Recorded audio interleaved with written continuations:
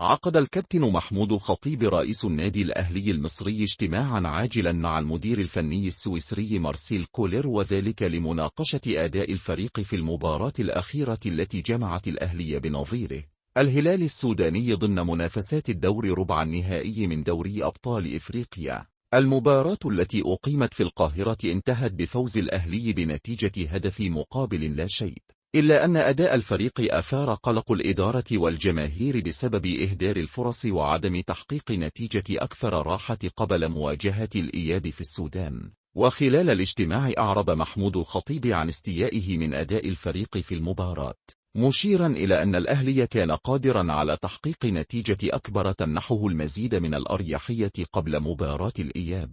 وأكد الخطيب أن الأداء لم يكن على مستوى تطلعات النادي وجماهيره، خاصة في بطولة كبرى مثل دوري أبطال إفريقيا. من جانبه، أبدى المدير الفني مارسيل كولر تفهمها لملاحظات رئيس النادي، مؤكدا أنه سيعمل على تجهيز الفريق بأفضل شكل ممكن لمباراة الإياب في السودان. وأشار كولر إلى أنه يعي تماما صعوبة المواجهة المقبلة، خاصة مع الظروف الصعبة التي قد يواجهها الفريق في ملعب الهلال السوداني وبين جماهيره. ووعد كولر بأن الفريق سيظهر بمستوى أفضل في مباراة الإياب، مشددا على أهمية التركيز والانضباط التكتيكي لتحقيق التأهل إلى نصف نهائي البطولة. وفي خطوة لتحفيز اللاعبين، وعد محمود الخطيب جميع أفراد الفريق بمكافآت مالية كبيرة في حال تحقيق التأهل من السودان. تأتي هذه الخطوة كجزء من استراتيجية النادي لدعم اللاعبين ورفع معنوياتهم قبل المواجهات الحاسمة. ومن المقرر أن تقام مباراة الإياب في السودان على ملعب الهلال ووسط أجواء جماهيرية صاخبة،